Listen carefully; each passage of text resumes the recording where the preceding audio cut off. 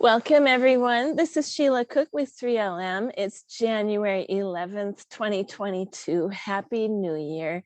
I'm really excited to be here with Anna and David from Remini Farm in Hungary. They are getting ready to launch their Savory Network Hub in Hungary soon. And I met them through the Savory Network and was so impressed by their capacity for marketing, especially around farms. They've done just an extraordinary job with their own farm. So they're giving us some basics. Welcome to building a strong farm brand. And I want to invite you to ask questions. We're going to have them speak first, maybe 20 or 25 minutes. We'll see how it goes. But you, meanwhile, you put questions in the chat. Anna and David, I will monitor the chat and I'll make a decision whether to interrupt you or hold them till the end. But for the audience, you please put your questions in as soon as one comes up. And with that, I am going to turn it over to Anna and David. Thank you, Sheila. I'll introduce ourselves one more time, just if anybody didn't catch it. We're Anna and David, and we're from Hungary, and we're very happy to be here. Thanks for the invite. Also, we can talk a few words about ourselves too. Sure. So, I'm David Goldman from Hungary. I think I started my first business when I was 17 years old, and I sold that first business or website when I was around 18. That's how I started my own life. And I never was an employee. I always was a business person. Usually that was not my choice, because when I was successful, then I wanted to be a businessman. But when I was in my low points, I have so many debts, then I didn't have any choice just to start a new business or start something big so I can get out from the low points. And I think I about 6 years ago, I sold everything because I was so fed up. I was successful, but I was just don't feel good. And I sold almost everything, and I moved in a very small farm in the middle of nowhere. Super secluded, far away from everyone. And I think I spent almost 1 year or almost 2 totally alone. That's when Anna came in the picture. Yeah. And we started this self-sufficient farm, and we produced just food for ourselves. But then we made a mistake, and we started to give out food for our family members and friends, and they just started to demand more. Well, they were just more like nagging us, you know, like anything from the pantry that you can share with us. Will you be having chickens next year too, etc., etc. So that sort of thing. After like 3 years, we figured out that we are selfish, and we are not producing anything valuable for other people. Yeah, so, because all is nice and beautiful when you live in a beautiful little self-sufficient bubble for yourself, like an ark, basically. Yeah. You have everything that you want, all of your cares are tended to. But then again, we had so much time. Oh boy, we had so much time. All the video games that I could play. Now that's a thing of the past now.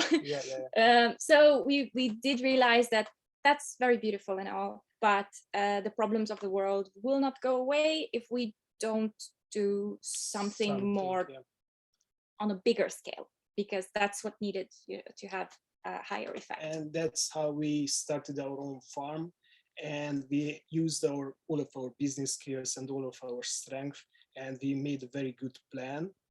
And in a few years, I think we really had built something here in Hungary. Yeah. So I think that's the long and short of our, more the short of our story, but if any more questions arise, we will be happy to respond to them. So this is the screen that you are seeing right now. You have the little logo of our farm. It's a little cow and little chicken and the hills of our farm. So it's a little bit representative. And the name of the farm I was going to say, which is important, Remény farm, it means hope farm in Hungarian. So yeah. There we go. Okay. We will, in this presentation, we will only talk about the basics of brand building, but that's the very, very important. We will be scraping the surface. So we really want to lay down some basic notions This here. is the step 0 if you want to build a brand, but most of the people just ignore this step, and that's the fundamental to build a brand. So maybe you are thinking that we will talk about colors or meaning of colors or the tone of the brand or the logo and the visuals, but we'll not talk at all about this. We want to talk about really basic concepts that you have to lay down in your mind in order to start thinking about building your brand. So we wanted to start with some myths about brand building. Most of the people who think about the brand building think about the big brands like Vodafone, Coca-Cola, who are spending a lot of money on advertisement that doesn't bring any revenue, just pushing out some generic messages. But the truth is that you can do the brand building without any money almost, and you cannot outsource the first step, the 0 step. Because even if you hire a company or a team to do brand building for you, what they are going to start with is a bunch of questionnaires, and they will want to find out about the core of your business and the core of you. Those things are really strongly linked. If you hire a very, very good agency. Oh yes, of course. They can do a 2 days big deep interview, then you can have the fundamentals. So even if you hire someone, even then the basics do have to come from you. So you can actually do the basics on your own. Yeah.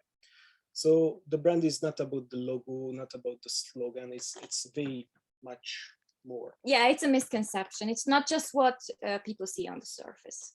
And the truth is that in the 21st century, you cannot ignore it. You cannot ignore it because people will talk about you. You cannot ignore even the personal brand part. People are talking about you, customers are talking about you. And there is a narrative that starts to bloom. The choice is whether you decide to take control of the narrative or whether you let other people decide the narrative for you. You don't have other options. So even if you don't do anything, people will still form opinions from the way that you speak, from the things that you post, from the way that you explain things or anything of the sort. So there will be a brand to you or to your company. If you start to build it with a conscious mind, then you have some kind of control about this narrative. Exactly. So the first thing to understand is that brand building is some kind of consistency, at least for us. So it means that we are talking at a similar way on that very different channels, and we are using the visuals very, very similarly. And also we have a harmony through the visuals, through the communication, through the stories, and through the goals that we represent. Yeah. Okay. So if you think about brand, it can have layers about the brand.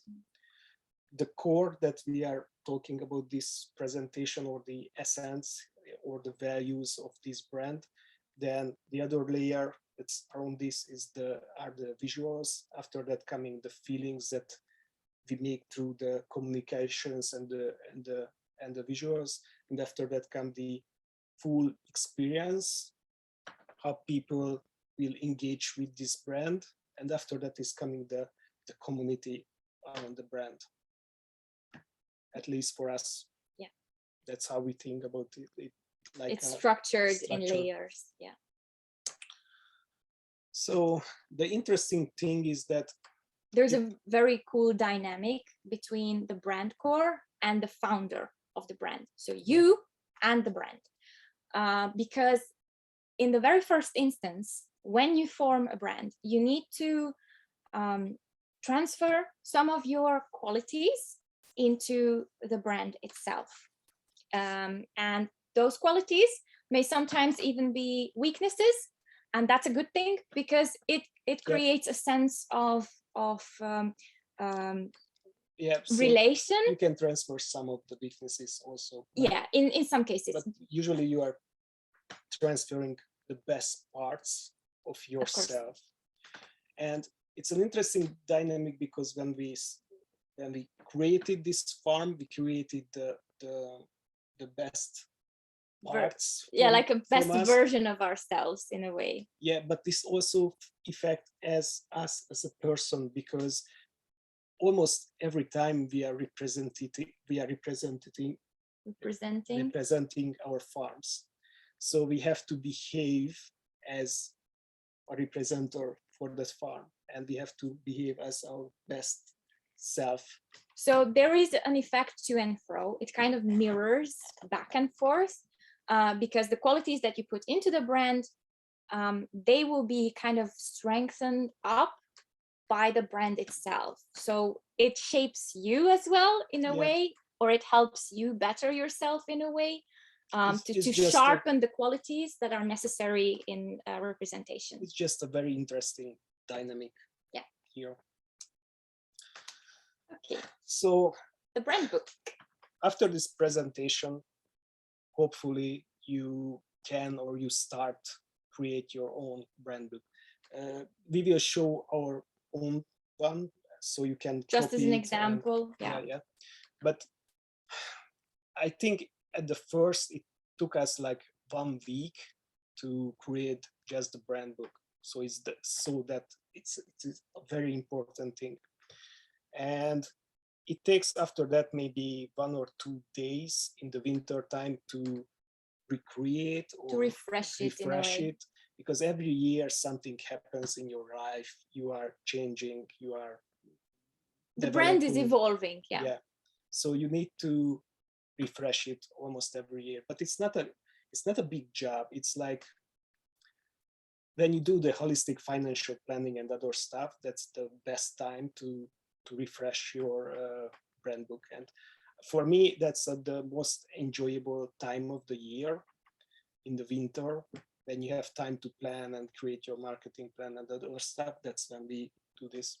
So this brand book should contain the basics, the name of the farm, the slogan.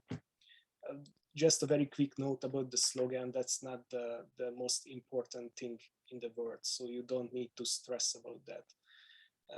And the slogan is something that is very, very, very easily changeable. So it's the thing that you can toss aside very easily. So don't fuss over that. And if you can't easily think of something that sounds catchy to you, it's better to use something more generic but true. Yeah, like pasture raised beef or something. But the most important part of this brand book that you should give the most thought is the mission and goals and the origin story as the core of the core, I think. The reason why this is so very important is that the origin story, of course, it goes back into the past, and then the mission and the goals look towards the future. So it gives people an idea of where you came from and where you are headed to. This is very important. It creates like a flow, a narrative flow in a way, and people understand you and your brand a lot better when you know what your reasons are behind your mission. Because of that, they need to know a little bit about your past. And when we are talking about you can replace the you with you as personal your brand, or brand, you, or your farm or your company. So also this brand book contains some adjectives that describe our brand, keywords that we want to associate with our brands, and a lot of other stuff. We will show our brand book that is like, I think 10 pages long. So we can go through that. We'll get to that too at the end of the presentation anyway. Yeah. Yeah. And also from all of this is coming your unique selling point. What? Oh. Yeah, go on. Go on. So, as we said, the main focus of the brand book should be the mission and the story. I've already started detailing why this is important. Extremely important. Yeah. That's what give you, that's how people trust you, because they can see your past and your future, and this whole thing is one harmonious, like a whole. Yeah. And without any holes in it. So that's how you trust people, when you know their past and you know what they want in life, and this has a connection. Yeah. To share your story better, we also showed here that there are 4 story elements that you can use, and you probably should use, because it's really hard to tell a good story without at least one of these elements. So maybe you're not doing it on purpose or not consciously, but if you have a good story, it probably has at least one of these elements. You might know them even from like literature classes or anything, because all of the stories from antiquity to this day, they contain these elements. You almost have to use this, otherwise you don't have a good story. You can tell every story through these templates, and they became automatically interesting. Yes. But even if you have the best story in the whole world, but you don't know how to tell this story, that will be boring. Yeah, so you have to work on your storytelling skills in a way. Yeah, that's a skill set. Yeah, and I'll get right back to the 4 elements, but I just wanted to say something here right quick. The way that you tell your story, you can think of it as exercising a muscle, and each time that you share your story, you can try to practice and try to make it as interesting and as good of a story as you possibly can. And if you have to repeat your story over and over again 100 times, as a brand does, then you will. And every time that you repeat it, you're going to look at your audience, even if it's just one of your friends or family or anyone, and you will try to read in them what made them click, what made their eyes widen, what made them ask for more, what hooked them.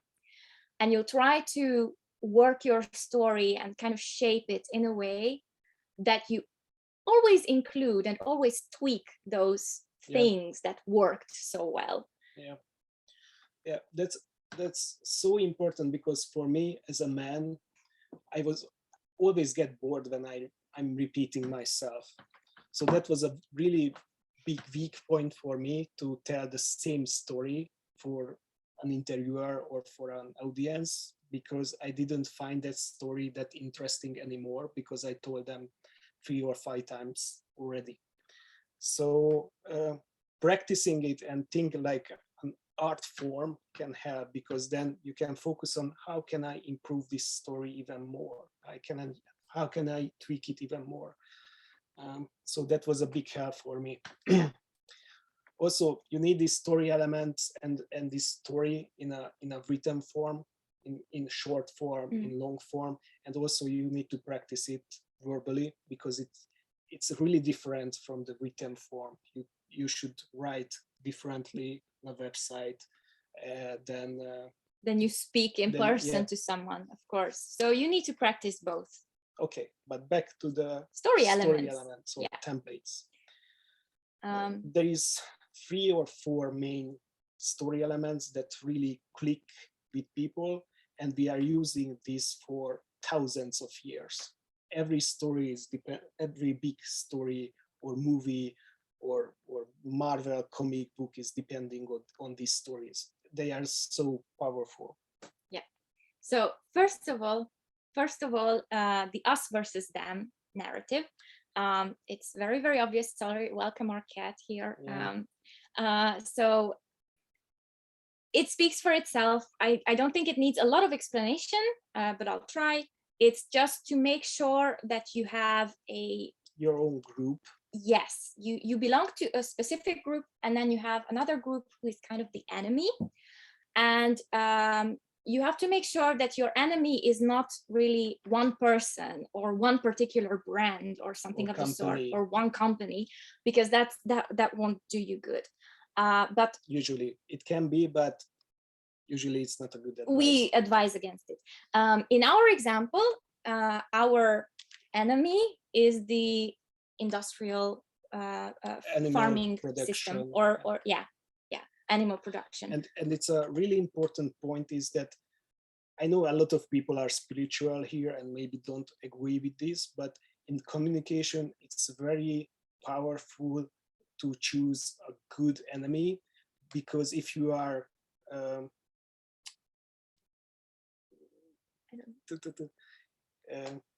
because if you are describing your enemy, if you're describing your enemy, if you're describing your enemy, then you are actually somehow indirectly describing yourself, because you're saying the opposite about you. So we're saying industrial farming is bad, which means that we are probably the good option. In a very dummy days, if we say that industrial agriculture is bad and we are not industrial agriculture, then we are good. So if we can define, that's the word I was looking for, if we can define our enemies and the adjectives and the traits of our enemies, then this gives us another layer of communication. And it also comes off a lot more sincere, because you're not boasting, you're not saying, oh, well, I'm the good one. You're only saying, well, they are the bad guys. Yeah. So it can be very powerful and can give you another layer of communication. Yeah. You are not talking always about just yourself, to define yourself. We can move on, I think, because we've been talking a lot, but I hope we still have time. So the underdog is another one such element. Again, I'm not sure it needs a lot of explanation. It needs. Okay. Well, kind of the hometown boy does good situation. When there's somebody in a less privileged situation and they overcome an obstacle in a way that was unexpected. Yeah, basically that's it. So we as humans have this, I don't know what, inside, that we are always like to root for the underdog. Root for somebody that don't have the chance. So for example, in our farm, we are very, very small, and every industrial farming system and farming people are against us. And still, as a little farm that only 2 of the people are we started out as a couple, we are still successful and blooming and go through, and we can have impact on a country level, even though we are very small.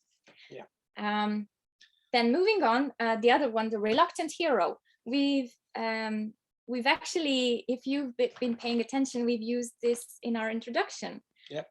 Because we said that, we didn't actually want to start the farm. We started a farm for just the 2 of us, and that was very, very wonderful, but we had to. So it's not something that we took on it's something that we took on out of necessity. It's not really something that we wanted. It's a very, very powerful narrative, because we are not here to sell to everybody. We are an average Joe that figured out something is working, our farm is working, and people started to demand our products, and we are just here to help them and share the success in a way. Share our experience, share our secrets or anything. And just a little bit of side note, because we didn't mention it, when we are talking about storytelling, these are just templates. We didn't say that you should lie or. Oh, no. You always use the truth. You always use the truth, but you have to think about how you can tell the truth. That's the whole key to storytelling. You don't have to embellish. You don't have to fib or anything. You just have to serve it in a way that will be appetizing. Yeah, if Anna go to a shop and buy a gallon of milk and she is telling this story, it can be very, very interesting, and 30 people are paying attention for that. So it's just because I like to talk. Yeah. So it's all about how you master the storytelling part, and these 4 template you really should include this in your storytelling. It will make it more powerful for sure. Yeah. And with that, let's move on to the 4th one, the life-changing event or the resurrection. That is an example where your life, for some reason, you reach a low point, kind of a wake-up call, like a last chance call, something. And sometimes maybe it's a car accident or something sudden and really tragic, heaven forbid, but yes, something very tragic, which makes you decide to take a 180. For example, we have also a friend who started a brand about organic chicken feed, and he's successful. And at some of his interviews, because some interviewers make a research about the people. Yeah, they like to look into people's past. Yeah, and he was in prison. And they figured out, and they were asking at one about interview, it. The interviewer asked about the prison time, and that was unsuspected, and he didn't know what to say. He didn't really know what to say, so he replied very curt and abrupt and kind of tried to shut the whole thing off. Yeah. But we had a consultation, and after that he just started to embrace this story and make his origin story, because that prison time, then he hit the low point of his life, and that's when he finally had some time alone and think about his life, and that's why he started his own farm. And he decided he wants to set things right. He wants to have a family, he wants to have children, he wants to work on something that does good for the planet and all of these things. Yeah. So now he embraces it as a story element. Yeah, and this is his origin story. Yeah. And one little side note, you really should have 1 or 2 of this origin story, but you need 2, 3, 5 more stories about your brand that also should include this. Yeah, because if you think about it, we just had on the slide before, we said origin story and stories. So you have to be able to tell stories about your brand. But let's move on, I think, if it will. Okay. Now the communities, because we've mentioned that as one of the outermost layer around the brand. And this is a very, very interesting thing, because we are putting our communities in 2 different categories. One of them is our customers, and also we have smaller subcategories and niches. For example, one of our main customer categories, women with their first child, with between 25 and usually 40, and they have health conscious, and yes, they have a better household income. That's one group that we are talking to. But we are having our customers or our supporters who we have financial transaction that makes our farm profitable. And also we have our social media following, and we are handling them differently. Yeah. And we are focusing on both of them. But in a different way, because most of the farm enterprises, we don't want to scale up, but we can scale up social media following in a much easier way, like exponentially, without any effort. Yeah, and then the message gets to a lot more people. Yeah, and both of these groups give you different perks and different kind of superpower.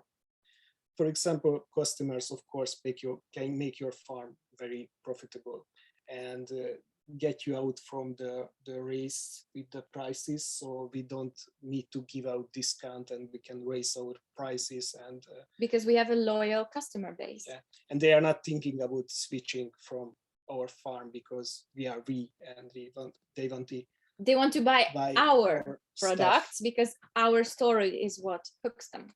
Yeah. And also the social media part, that can be also powerful. I think it's a different presentation, but yeah, but we're not going in more detail.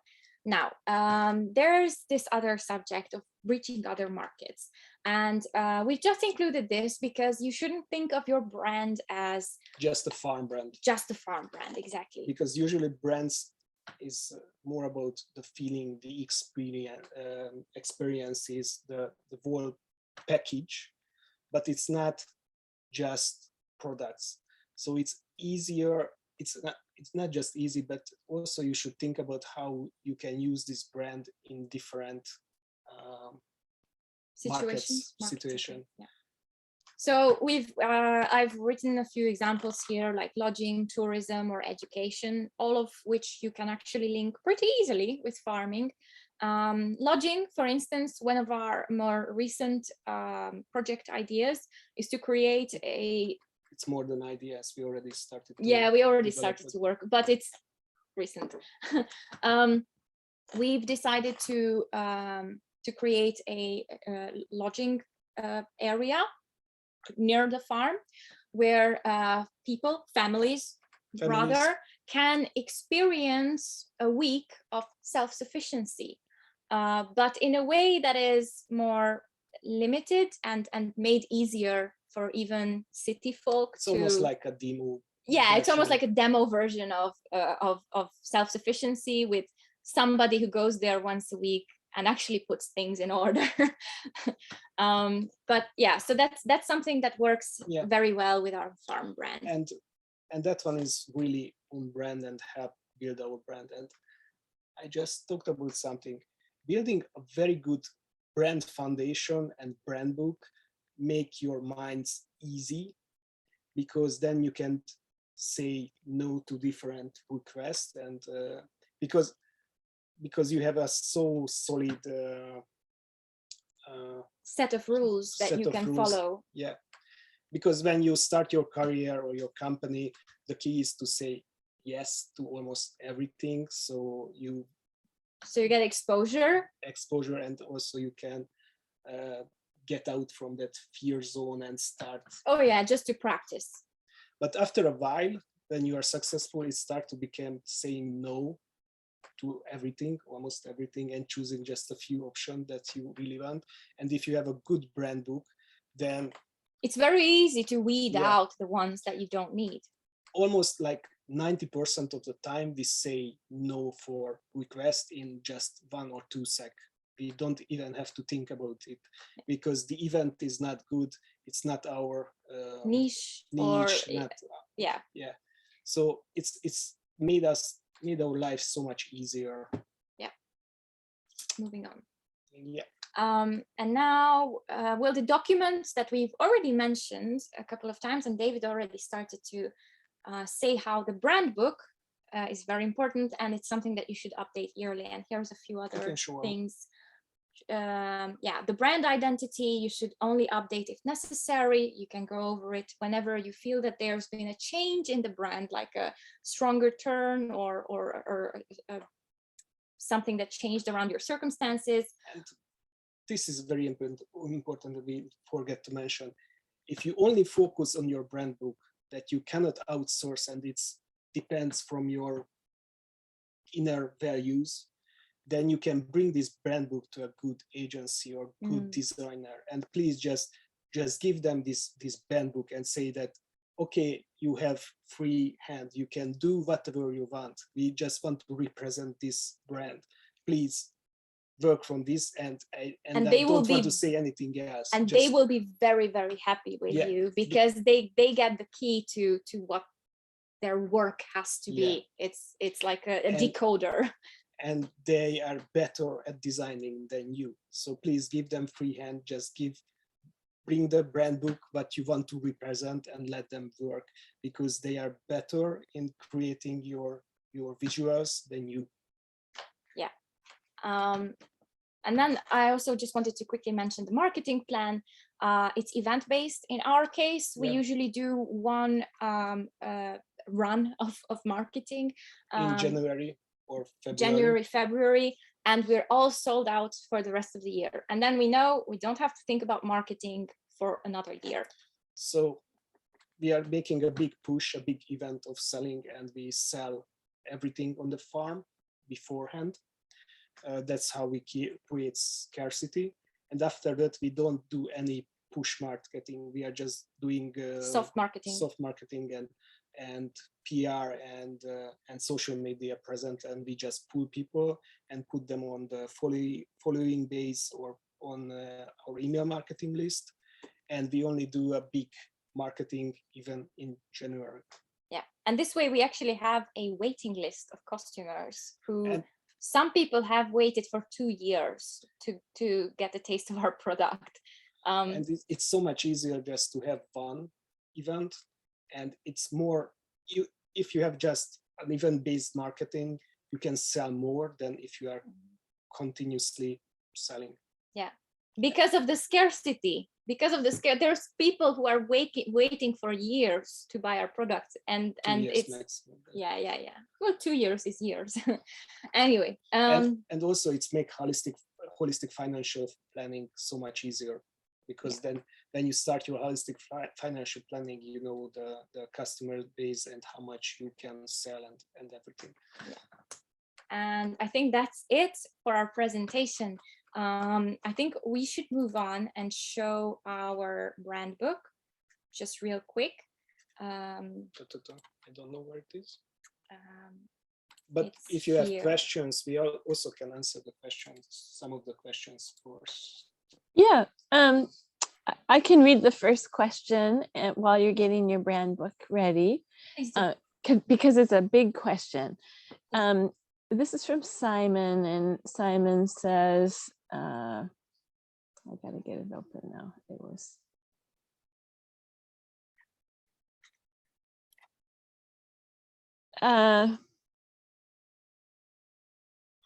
How would you go about building your story when it's a complex mesh of interlinked solutions? And so I asked him what he meant by that. And he said, an example would be if you're doing biomass and plant health monitoring through drone imagery, and then you're providing both solutions in management recommendations and also in biology applications. Or if you were helping a farm move towards regenerative practices and your solutions are not in a single area, but rather multi-tiered herd management, biology, application, and satellite monitoring. So how do you do it when you've got this complex meshing of enterprises together? People want to always connect to other people. So even if it's a very complex company, we really want to know what is the founder, how the company started, what are the missions. And it's not depending about the complex product list and the complex solution. We really want to know who is behind this company, who started this company, who are representing this company. And also our brand book is available for everyone who is working with us. So they are telling our story in the same way, even if we are not teaching them to tell them the story in the same way. They are just reading it and copying ourselves. So you really should focus to create your story. Okay, thank you. And we've got more questions. And next was from Nat. Hi, really useful advice. Thank you very much. As a new Instagram user, I'm still learning about its uses. Can you tell me if there are advantages in terms of marketing to follow other farms who do similar things, or is it better to focus all your time on your own social media posts? Tough questions. Instagram is a very, very tough medium right now. It's very, very difficult to grow there. And I'm not going to sugarcoat it, but that's the truth of it. Anna has like 16,000 followers on Instagram, and she's not using it as a main channel because it's not worth the time. Yeah. I got most so I have around 60,000 something, no, sorry, 600,000, no, six numbers, sorry, 60,000 subscribers on YouTube, whereas on Instagram I have 16,000. No? Yeah. Okay, numbers. Something like this. So sorry. You can see which one of us is the media representative and which one is the brain for numbers. So it's definitely Instagram limits your reach very, very. It's a lot of pain. To be honest, I know it's scary, and I know all the Gen Z children with their crop top and flared pants are making it awkward, but TikTok is actually a lot better, and it's easier to grow there.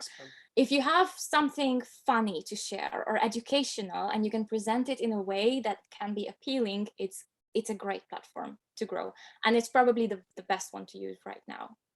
If I hope that might have been an answer. But if you want to stick to Instagram, I will say this: following similar accounts might help, not that much, but it can help just to give people an idea of who you're supposed to belong with.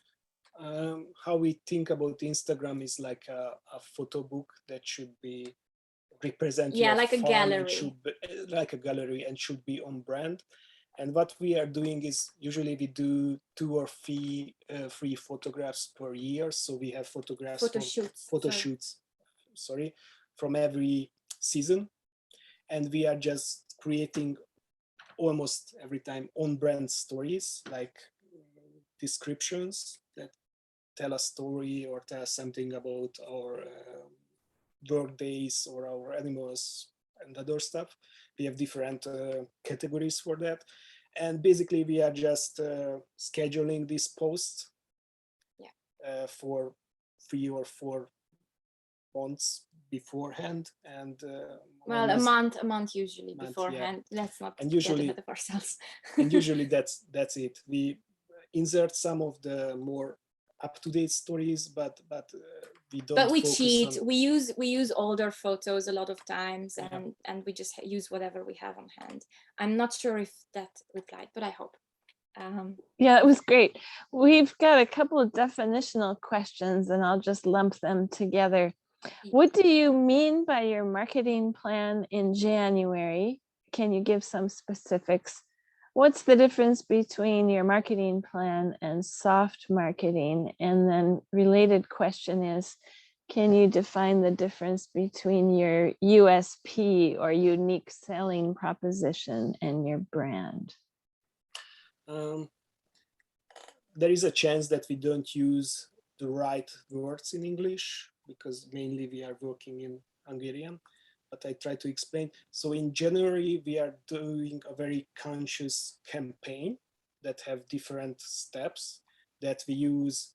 Mainly, we use our email marketing software, but also our social media. So yeah, there is a short period of time when people can order, and that's when we push out our messages. We can give a whole presentation about how we can create structured campaigns.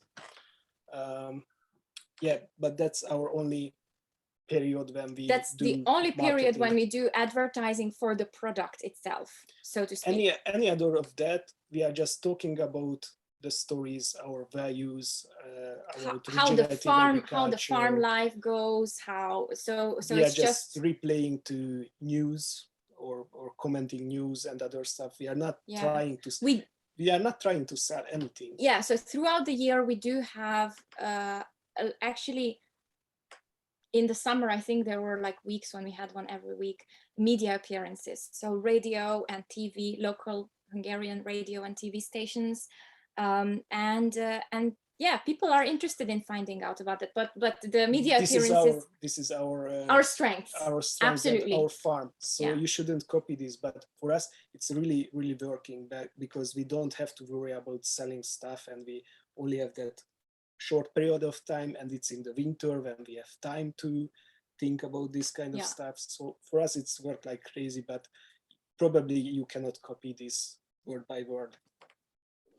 So our next question is it like a CSA program, you know, community supported agriculture, where you order a box in January and you get the box in September? Very Yes. similar. Yeah. Yes, we are doing the very same thing, but we have different categories. We have VIP clients who are buying a lot of stuff, and other categories. But yeah, it's basically a CSA, and CSA is very, very sexy because it also has a scarcity element because you have limited spots. And if you are limiting something, that it became more desirable. And where do you meet your new customers? Do you meet them online, through advertisements, through recommendations? How do you approach them? A little bit through recommendations. So bit, whoever, like if somebody hears about our product, the first thing that they can do is to subscribe to our mailing list. And then they get the news when the orders open up to be available. So they have to keep an eye out on it, basically. Okay.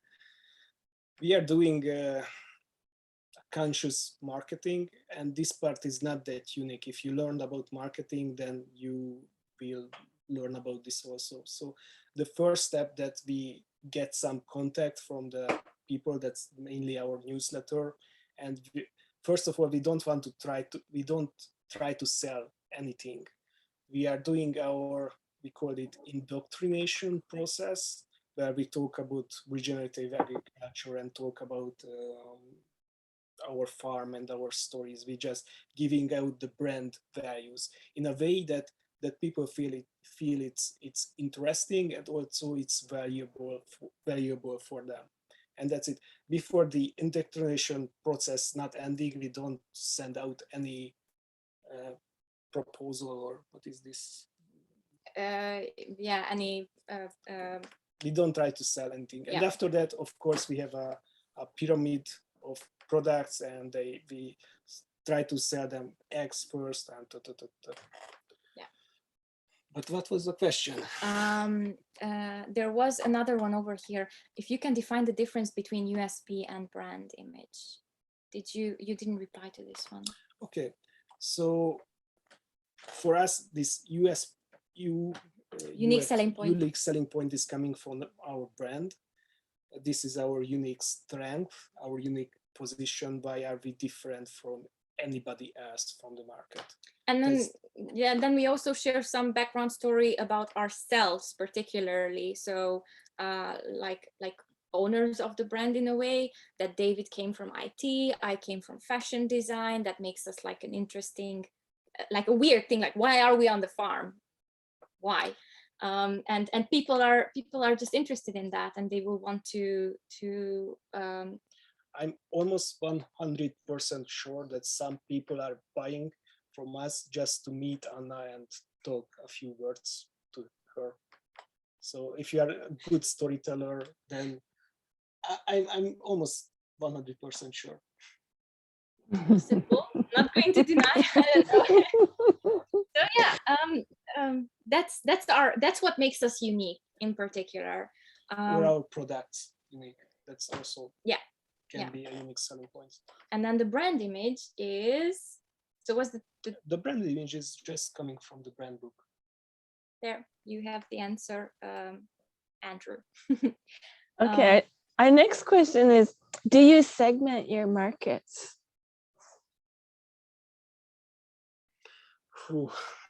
That's also a very, very good question, and it's also a whole presentation. The question is, do you already have customers, and do you have already a working business, or you are starting from scratch? Because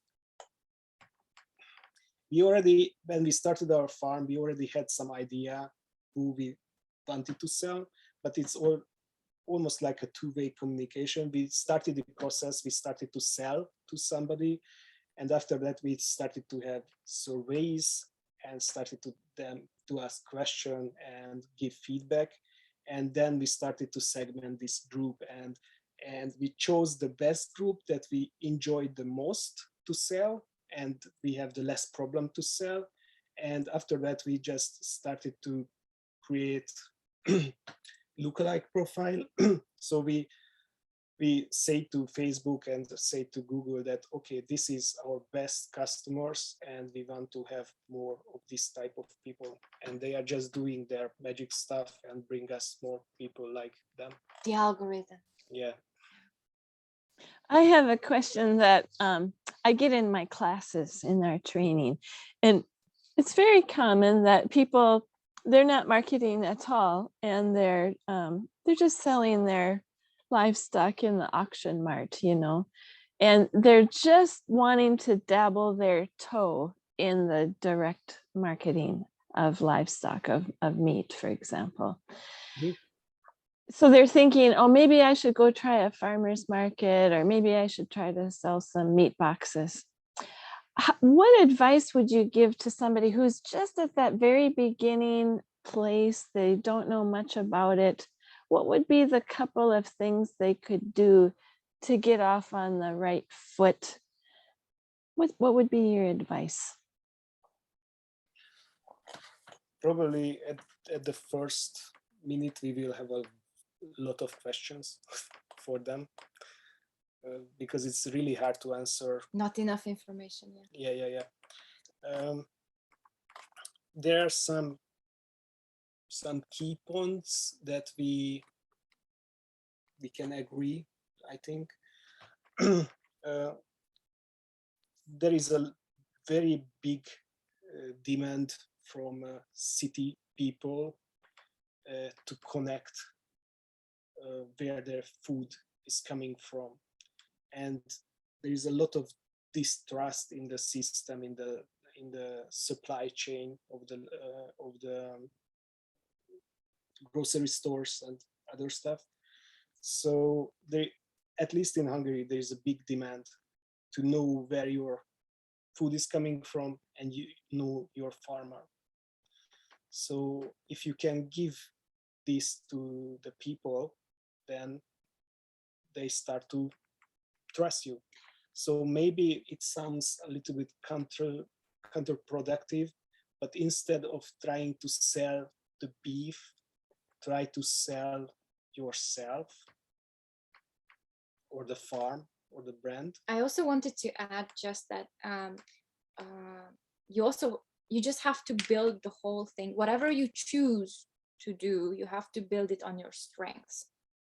So obviously David here has the background in marketing, so your strength is that, for instance. And I'm very comfortable talking to people and having media appearances and that.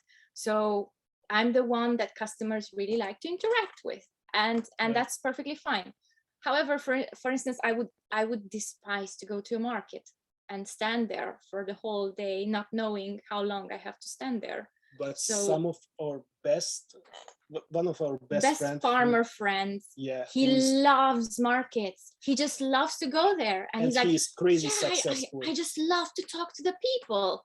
So we're all very different in this way. Yeah, that guy had like 3,000 customers in Budapest, and he was doing for 5 years only just markets. And he just liked to talk, change business cards, talk to people, and phone. He don't like email. He don't use email. He's just, every time he has something, he will call us. He will call us. David likes to email all the time, and he's like, oh, he's calling. But that's our strengths. That's how you have to decide which way you should go or which way you can't go. Yeah, that doesn't answer the question. Didn't answer the question. Not enough context. In spite of you thinking that you didn't have enough information, that was a brilliant answer, really. Now, next question. Do you pay for social media advertising? If so, which ones are most successful in terms of products sold? Yeah, Sometimes we pay, especially in the first year. But right now we are only paying, I think, some Instagram and some Facebook advertisement. And what we are doing is just boosting our best posts. Whatever does well, we will boost that minimally. Yeah. And usually they are just posts about there are two of us. Yeah, I don't know why. Yeah, they like to see the two of us in pictures. They like to see me, like in the presentation also you saw, I like to wear a lot of nice dresses around the farm and just look like an aesthetic farm girl. I like to do that. So they like pictures like that. And whenever one of those posts does well, then we're going to boost it. And since we don't know which posts are clicking with our customers, there is no general rules. I cannot even. No, sometimes it's like a cute animal and you have like 3 pictures that are almost all the same, but one of them does really well. If something is clicking, maybe once or twice a month, we give it a boost, and we spend about maybe 20 euros per post, and we get about 100, maybe 200 followers on Instagram. But that's the fan base. It's not the customer base. So there is some sort of delineation between the two. For us, social media also business, and that's how we handle it, because it's very, very powerful.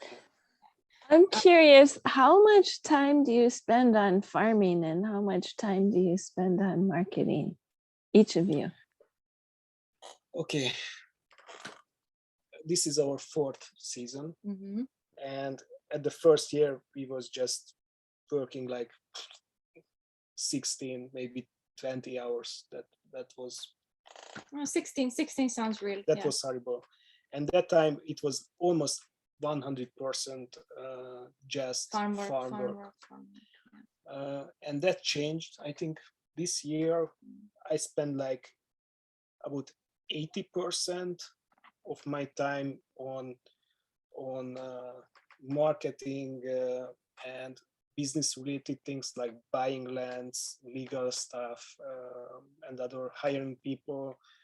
And for me, in the very first year, I worked just as hard and just as much as any other man on the farm did. Like I lifted stuff, I carried stuff, I did everything that I had to. Yeah, that big arm muscle. Oh yeah, I was really muscly. Then the following years, we started to get more and more help around the farm. I think this year is going to be the easiest for me as well. So we can say that almost 100% you are not focusing on the farm work. Yeah, I am focused on the media appearances for sure. And like I don't do that much. I do the slaughter and the delivery. I think those are the two things that I. But delivery is also part of the marketing. Yes. So even if I could outsource delivery to someone else, because there's other help on the farm who could do it, the customers won't be as happy because they want to see me, they want to talk to me. So it's not something that I can outsource. We don't want to outsource that one. Yeah. So this is our last question. And so given the large amount of time you're getting to spend on marketing and you're creating scarcity for your product, and you said you're not really wanting to grow the enterprises, what's the end game? What's the big vision that you're holding? What's the direction of travel? Why are you doing this? That's very, very clever. A sneaky question. That's very, very clever, because then you can see that we are doing something else. And that's why we don't want to scale it up, because even if I just spend like 20% of my time in farm, if we scale it up, it takes more time. But we are in a very good track to create our successful savory hub and foundation and start the regenerative movement in Hungary. That's why we are working on this big picture. And that's why the media appearances are key, because people start to get to know us already. So the big picture is to go on the policymaker level and go with with decision makers and have some bigger impact. Because if we just do a little farm, we can maybe serve a few hundred people, but that's. But we want to scale it up, and after a while, you can't scale up the physical work. You have to think outside of the physics. What can I do to have a greater impact that's beyond? Even if we can just make one policy change that has bigger impact than producing meat for a lifetime. Yeah. But that's again our set of strengths and skills. So that's but our this is story. also our mission, that it's in the brand book. We wanted to show the brand book, but it's already half past. I don't know if we can. Go, please do. Please do. Yeah. Let's see. Are you okay? Yeah. I just checking the time. We are talking a lot. Yeah. You know, people love to watch our videos, so this will get watched by many people. So this is Google translated, so most of the term doesn't. It won't be perfect because our brand book, of course, is in Hungarian, because we have to show this with all the members. For example, our slogan, made clear conscious. That is, it makes sense in clear, English? with a clear conscience. Yeah. So clear food and clear conscience makes sense in Hungary. So what we are saying in our slogan is that this is a clear food. It's like clean food. Clean with clean conscious. Yeah. In Hungarian, beautiful. Yeah, we get it. Okay, that's good. Okay, and we've also written down here that we always write it in 2 words and capitalize. That's a decision, and that will give like a more I think we just should go through the main points and not talk about everything. Sorry. But I think that's interesting. Okay, so full name and motto and mission statement in just one sentence. And as you can see, it's Hungary. And it's so much easier if you have a desire, you have a mission, and you are building a company around that mission, than having a successful company and then after thinking, what should I do beside making money? Maybe helping the veterans or something.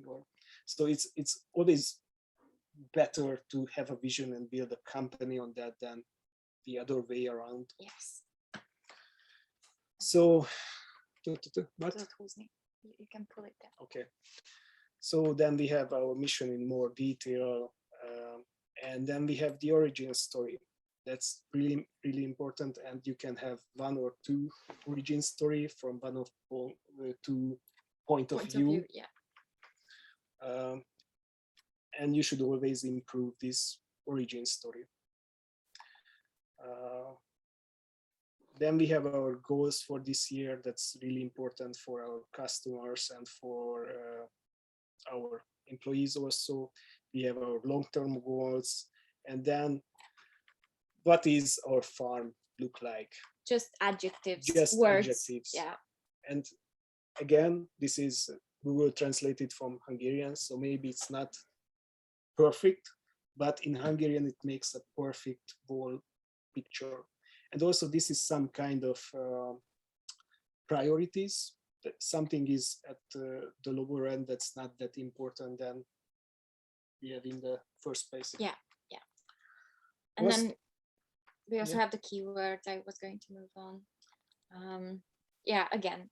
Just keywords that we want to associate with our farm. So ideally, when people think about this verb, they will associate with our brand. Whenever we make media appearances, we try to use these words. We try to kind of set it into the mind of people that this is what we represent. And whenever they think of us, they can think about that.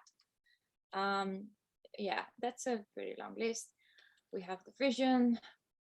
How we imagine the future, what will be the ideal future.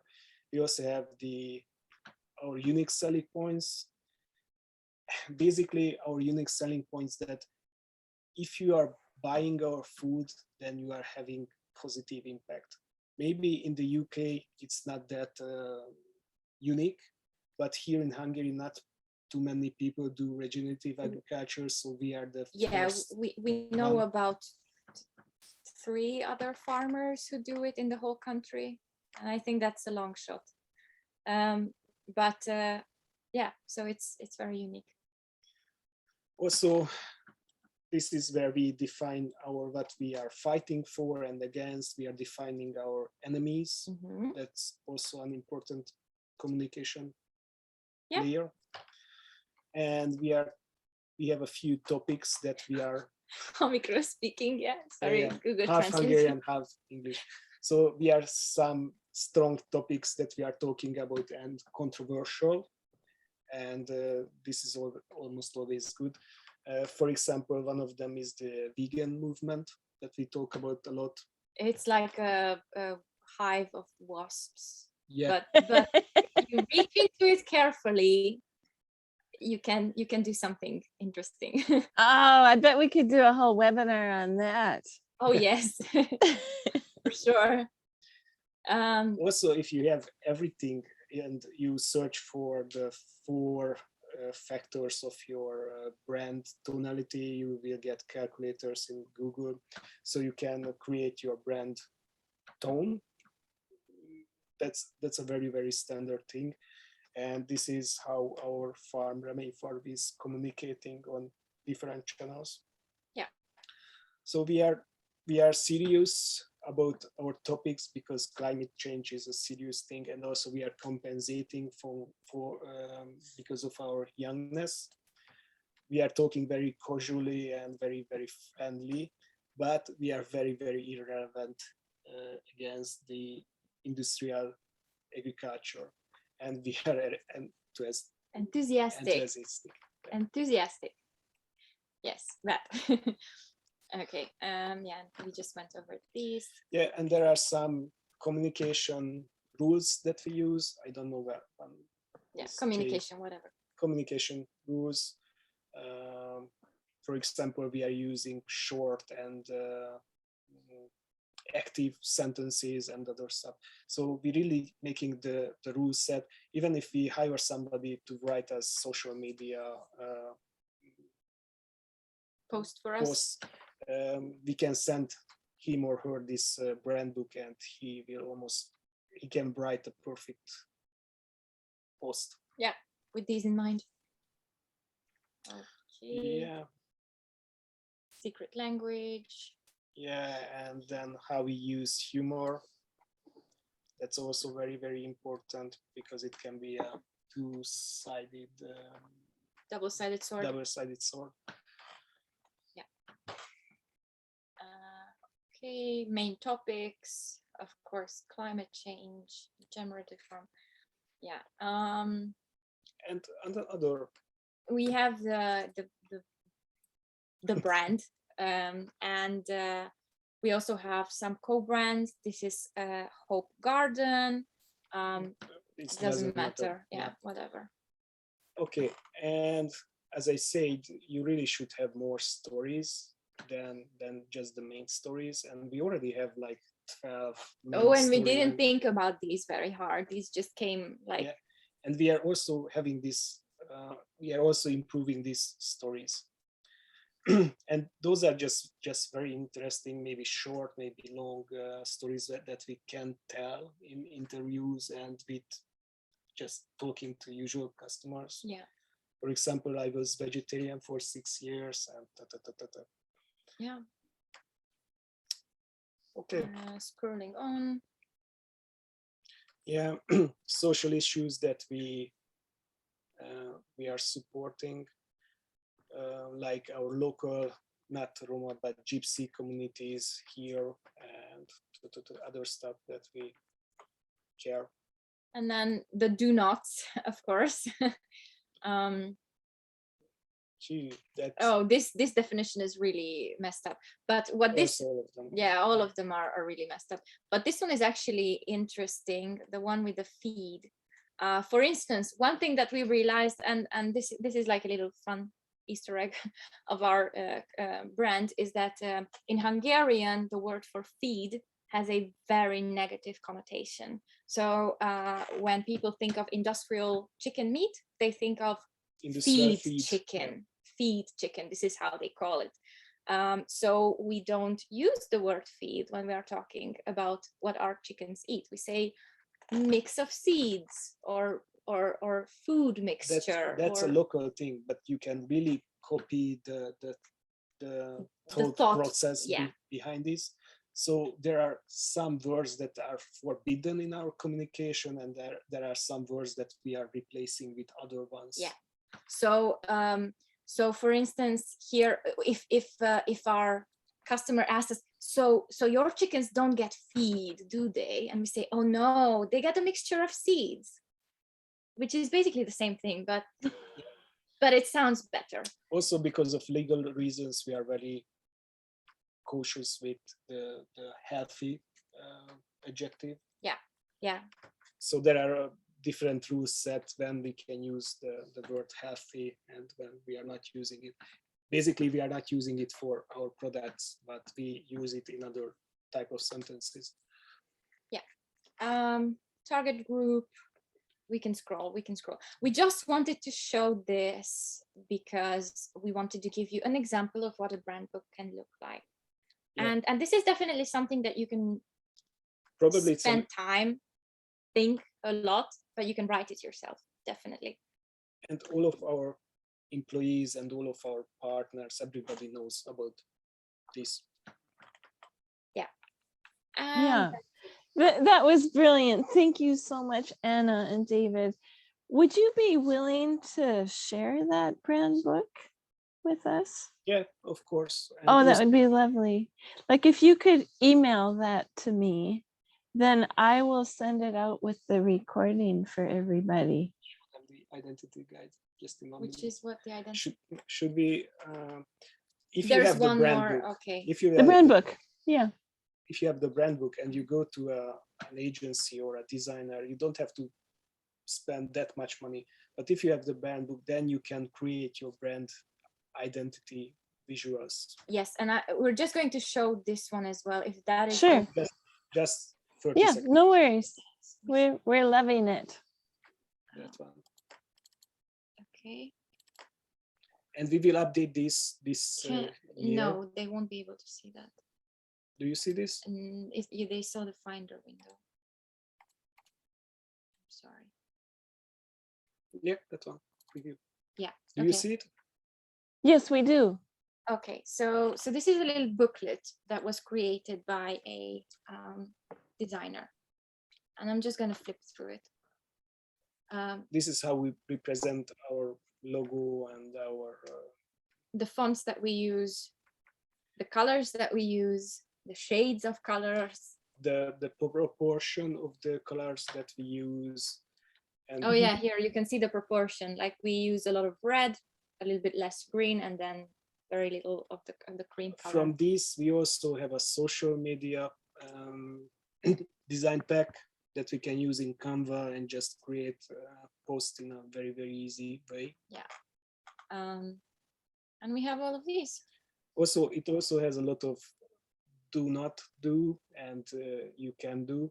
So basically we can use this to send it out for TVs and anybody who want to use our logo, how they can represent our logo. Yeah, and just example of what it looks like.